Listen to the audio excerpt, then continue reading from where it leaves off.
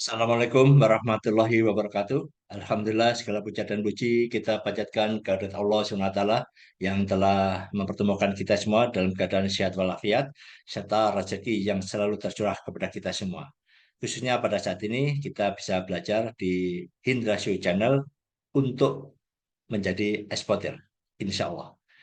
Salam dan salawat kita aturkan kepada junjungan Nabi besar Muhammad SAW beserta keluarga serta para sahabat beliau.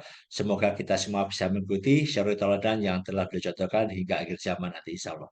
Rekan-rekan pejuang ekspor, apa kabar? Saya akan menjawab terkait dengan pertanyaan seorang rekan yang bertanya tentang bagaimana mengirim barang ekspor di mana lokasinya perusahaannya dia jauh dari pelabuhan utama. Bagaimana caranya? Nah, seperti ada kita ketahui semua bahwa main port di Indonesia ini adalah Tanjung Priok, Surabaya, Tanjung Mas, dan Medan. Ya, ini main port yang langsung bisa akses kapal-kapal internasional bisa akses langsung ke luar negeri, tetap melalui transit ya di Singapura dan di Malaysia, Tanjung Pelepas dan di Singapura Port. Nah, ini yang nanti bisa langsung akses ke mereka. Nah, bagaimana eksportir-eksportir yang lokasinya jauh dari pelabuhan utama? Nah, bisa lokasinya di lain pulau seperti di Sulawesi, di Kalimantan, di Mataram, bahkan Papua. Bisa juga lokasinya ada di satu pulau, ya, tetapi beda jauh dengan lokasi pelabuhan. Seperti di Sumatera, pelabuhan utamanya di Belawan, tapi ekspornya posisi ada di misalkan di Kerinci, di Palembang dan lain sebagainya, dan juga di Aceh. Nah, tentu ini menggunakan pelabuhan-pelabuhan yang utama. Walaupun di masing-masing daerah ada pelabuhan internasional juga ya, seperti di Aceh yang kita tahu di Lok Sumawe ada namanya, di Krongkeh ya, di Krongkeh ada namanya Samudra ya, Pasai Port Internasional kalau nggak salah ya, kebalik Internasional Samudra Pasai insya Allah. Atau juga pelabuhan-pelabuhan lain di Kalimantan Timur, di Tarakan, kemudian di Sulawesi Tengah ya, di Pantauan. Nah, tentunya kita akan mempunyai mekanisme tersendiri di dalam pengaturan proses pengiriman barang. Nah, bagi Anda yang lokasi pelabuhan itu ada di luar Jawa khususnya, misalkan kita sebut aja di Sulawesi Tengah, di Pantauan, misalkan ya pelabuhannya, hal yang pertama yang Anda lakukan adalah menentukan harga ekspor. Di mana harga ekspor itu standarnya adalah free on board atau FOB, di mana harga barang itu sampai masuk kapal. Dan tentunya masuk kapal ini adalah kapal-kapal utama, kapal-kapal yang ada di pelabuhan utama, port of loadingnya ya. Tadi itu Surabaya, Tanjung Mas, Tanjung Priok, dan Belawan. Ya. Sehingga Anda nanti bisa menentukan saya menggunakan pelabuhan utama yang mana, pelabuhan terdekatnya yang mana. Karena nanti FOB akan diteruskan dengan port of loadingnya di mana. Itu ya. Misalkan Anda ada di Sulawesi Tengah, di Pantauan, ya. Nanti juga ada contoh juga seperti di Mataram ya, di Lembar dan sebagainya. Ketika Anda posisinya ada di sana, Anda untuk menentukan harga ekspor FOB Tanjung Perak Port yang terdekat, maka Anda harus mulai melihat dua multimoda. Apakah menggunakan laut, menggunakan jasa kontainer tapi ya, pakai kontainer dengan laut itu, atau tetap kita menggunakan laut ya, tapi menggunakan jasa ekspedisi. Nanti mungkin ada yang bisa lewat darat atau juga pakai via laut juga. Nah, ini ada perhatikan antara ekspedisi dan forwarder yang bisa urus kontainer. Anda hitung biayanya. Karena nanti biaya ini sangat penting. Yang kemudian dari biaya itu ada compare, mana yang tentunya paling murah. Yang kedua ada compare juga terkait dengan eh, apa namanya, terkait dengan ini apa namanya, deliverynya. delivery time-nya. Sailing time-nya berapa lama.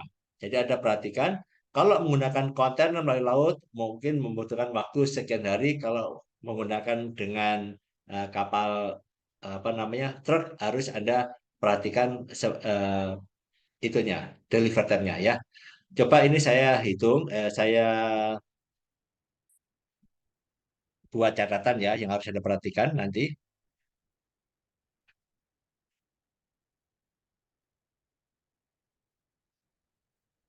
Ya, ini ya. Jadi misalkan Anda posisinya ada di Sulawesi ya. Nah, saya sebut entah itu Makassar, entah Sulawesi Tengah dan sebagainya ya. Jadi yang pertama ada tentukan adalah satu harga ekspornya.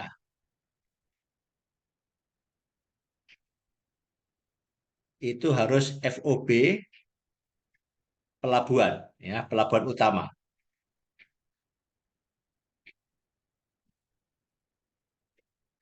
Nah, kita sebut misalkan FOB nah, Tanjung Perak Port.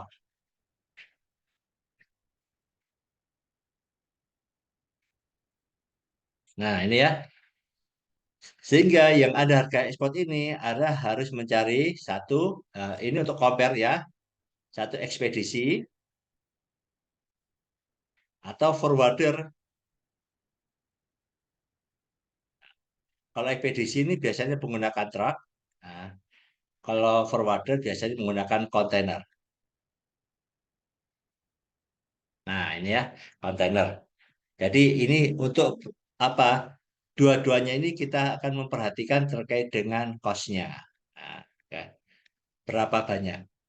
Mana yang lebih murah ya? Lebih murah tentunya kita cari ya di situ. Yang kedua, Anda juga memperhatikan terkait dengan selling time-nya ya, selling time ya atau ini pengirimannya ya, pengiriman. Jadi kalau dari gudang Anda, gudang kalau menggunakan truk ya langsung mungkin tetap melalui pelabuhan ya, pelabuhan kalau menggunakan kapal ya, terus sampai ke pelabuhan utama kita di Surabaya. Nah, ya. Nah, ini yang harus Anda perhatikan adalah berapa biayanya dan berapa lama waktu sampai di pelabuhan di Surabaya ini. Kalau yang menggunakan forwarder, nah ini forwarder, dari gudang Anda angkut sampai nanti kontainernya jalan sampai ke pelabuhan dan sampai ke Surabaya. Ini berapa lama? Ya. Nah, sehingga nanti akan ketemu biayanya, ya, biaya atau bisa sebut sebut apa ya, freight atau eh, inland transportation. Nah, inland, inland, ya. Ini kalau misalkan tidak tidak menyeberang lautan, ya. Satu itu, ya. Sebagai contoh eh, yang mudah ini yang pernah kita handle itu adalah untuk ini, untuk pengiriman misalkan sebentar, dari kalau menunjuk lagi ini sebentar ya, geser. Nah, misalkan ini ya dari Lembar ya, Lombok ya. Lombok ini pelabuhannya Lembar. Lembar yang kita ketahui itu ekspornya bisa menggunakan truk ya, pengirimannya truk. Nah, truk ini masuk kapal. Kapal waktu itu yang kita kenal Legundi. Legundi. Sekarang ada banyak ya, ada berapa gitu ya Legundi. Dari kapal Legundi ini truknya masuk kapal Legundi terus sampai ke Tanjung Perak. Nah, di sini eksporternya tentu sudah tahu biayanya berapa. Sehingga nanti akan ketemu ini sebagai komponen biaya, Anda akan ketemu harga FOB. Ya, satu itu ya. Nah, selanjutnya setelah barang itu sudah dikirim masuk ke Surabaya yang ada di sini ya, Tanjung Perak misalkan. Nah, Perak, sebentar.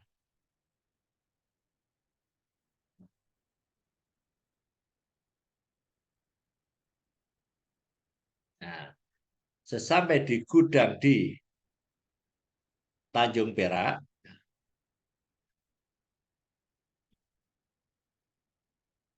gudang. Nah, ini gudang ini yang disebut gudang konsul ya, konsul atau CFS, Container Freight Station.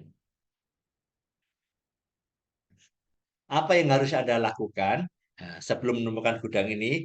Anda harus kontak forwarder internasional yang iso berlokasi di Surabaya. Surabaya. Ya.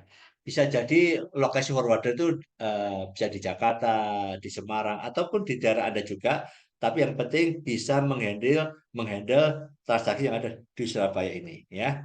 Nah, di situ nanti Anda akan mengarah ke internasional. Jadi nanti untuk apa namanya, tentunya freight juga ada ya di situ. Nanti ada dapat informasi terkait freight ya dari Surabaya ke mana misalkan ke eh, Kaisung misalnya Kaisung. Nah, Kaisung misalkan begitu ya. Dan juga biaya-biaya lain ya biaya MKL dan ada lagi ini namanya gudang ya gudang konsul. Karena barang itu nanti begitu truk Anda sampai di gudang ini kan dibongkar lagi ya, dibongkar lagi masuk di gudang. Itu ada suatu kegiatan lagi termasuk lolo, lift off, lift on menurunkan barang ke gudang itu. Jadi semua ada biayanya. Nah, inilah yang disebut biaya restafing. Nah, di restafing. Jadi nanti barang Anda, misalkan ini ya, Anda masuk gudang di sini, ya, ini barang Anda dari eh, Sulawesi misalkan, maka di sini harus di restafing lagi, dibongkar, ya, barang dibongkar lagi di gudang ini. Jadi yang pertama Anda harus mendapatkan forwarder itu dan memberikan informasi kepada Anda di mana letak gudang konsolidatornya ini, ya, konsolidator.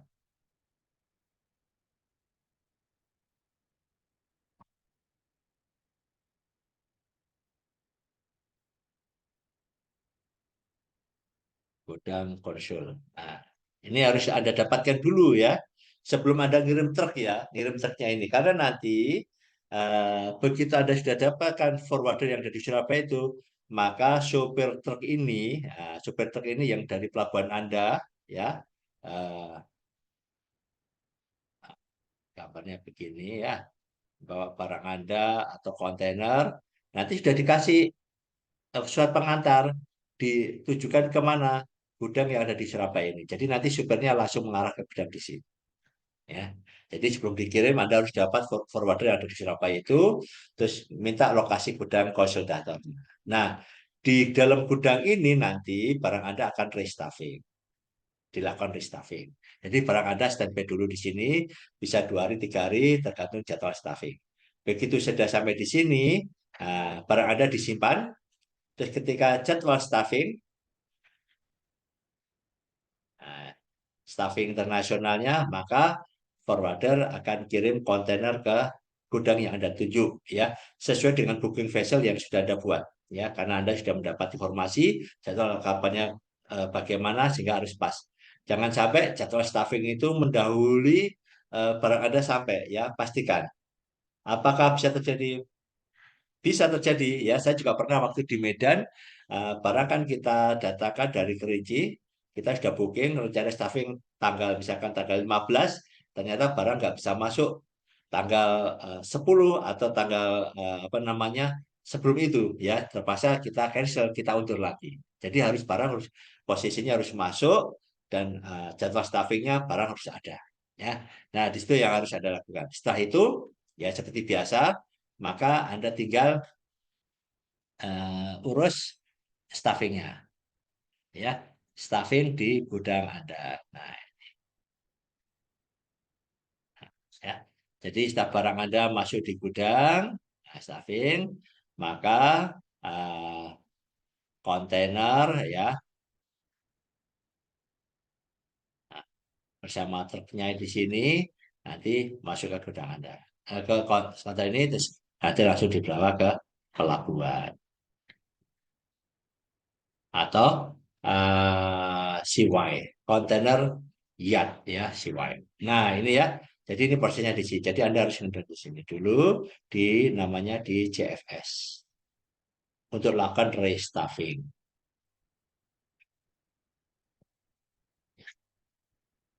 Oke ya, semoga jelas. Jadi saya ulang bahwa nanti, sorry.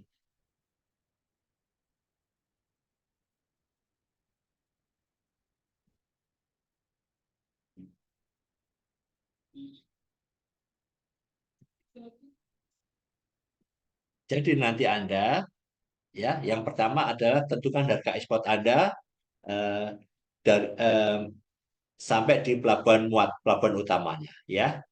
Nah, sebelum menentukan harga ekspor itu, Anda harus membandingkan ya, membandingkan perjalanan ya dari pelabuhan Anda sampai ke pelabuhan Tanjung Perak. Itu Anda harus mencari yang namanya forwarder ya, ini atau ekspedisi. Anda compare ya, compare biayanya. Apakah lebih murah pakai ekspedisi atau pakai forwarder yang menggunakan kontainer. Yang kedua, perhatikan juga silent cost itu adalah waktu pengirimannya, selling time-nya berapa lama. Ya, nanti kan itu disesuaikan dengan karakter produk Anda. Jangan sampai ingin murah, tapi pengiriman sampai berapa lama barang Anda misalkan mempunyai selling time yang pendek ya, satu itu. Nah, dari forwarder nanti ini ada cek gitu ya. Kemudian yang ketiga ya, Anda nanti mencari forwarder yang ada di lokasi di Surabaya ya, lokasi di Surabaya untuk mendapatkan informasi. Nah, ini ya, informasi terkait dengan ini terkait dengan freight dan gudang ya, ini ya. Jadi forwarder di Surabaya ini ya. Jadi ada mendapatkan informasi dan gudang konsultator. Karena nanti barang akan dikirim ke gudang yang sudah ditunjuk. Nah, itu ya. Nah, di sini kalau Anda sudah masuk sampai di gudang di sini, itulah barang Anda insya Allah aman dan di situ nanti Anda ada namanya eh, ada kena biaya lagi namanya biaya restuffing ya. Jadi itu nanti ya. Jadi prosesnya misalkan dari Lombok, dari kota mana, truk masuk ke kapal Legundi, kalau ini dari Mataram ya, Tanjung Perak Port. Yang yang selanjutnya adalah masuk ke gudang konsolidator. Nah, dari gudang konsolidator nanti Anda nanti sudah bisa menentukan jadwal staffingnya, jangan sampai staffingnya mendahului barang Anda sebelum barang Anda sudah datang ya. Nah, di situ nanti ada biaya namanya biaya restuffing yang harus Anda perhatikan. Ya, itu nanti termasuk komponen harga ekspor Anda ya. Kemudian setelah itu Anda lakukan stuffing di sini. Nah, bagaimana eksportirnya? Nah, eksportirnya ya karena ini barang-barang Anda, jadi Anda ya kalau bisa datang juga ke pelabuhan konsultator di sini ya untuk melihat proses stuffing di sini ya, proses stuffing di sini. Ya, perhatikan sampai benar-benar masuk, klik, barang dikirim. Nah, Anda setelah itu boleh pulang ya. Dan Anda harus kawal barang Anda. Entah itu Anda sendiri yang berangkat atau staf Anda. Tidak ada masalah. Tapi kawal barang Anda benar-benar sampai aman, sampai bisa masuk ke kontainer internasional sehingga berangkat. Ya, nah itu sedikit yang saya sampaikan kepada Anda. Kalau masih belum jelas, bisa nanti Anda berkonsultasi terkait dengan proses pengiriman. Ini adalah proses restuffing. Ini bisa lokasi ada dimanapun berada. Saya eh, pernah juga melakukan seperti itu. Jadi karena posisi barang ada di Aceh gitu ya, terus ada yang di Kerinci, maka barang itu kita datangkan menggunakan truk semua, terus kita masukkan di gudang konsolidator yang ada di Pelabuhan Belawan. Di sekitar situ ada saya rekomendasikan seperti KMT Kargo Mitra Tama. Ya kan lokasinya ada di Gabion, itu bagus, gudangnya besar. Nah, barang masuk di situ semua dan lokasinya kebetulan dekat dengan Pelabuhan Belawan, memang di lokasi Belawan. Nah, ini juga memudahkan dan cost juga lebih ringan untuk MPL. Demikian, semoga sedikit ini bisa memberikan manfaat kepada Anda dan Anda makin bersemangat. Jangan ragu-ragu untuk bertanya tentang ekspor. Dan untuk rekan-rekan semua, seringkali menanyakan, Pak, apakah punya grup ya untuk Hindus Channel nih? Sekarang baru saya buat grup, tapi di WA. Jadi untuk semua teman-teman yang ingin berkonsultasi, silahkan join di grup WA yang nanti linknya akan saya share di description. Anda bisa klik dan itu gratis. Anda bisa melakukan promosi ya produk Anda, mencari informasi tentang apapun, kemudian terkait juga konsultasi ekspor, ya, dan juga ada mendapatkan informasi-informasi terkait dengan ekspor semua. Nah, dan ini adalah gratis, ini untuk Anda semua.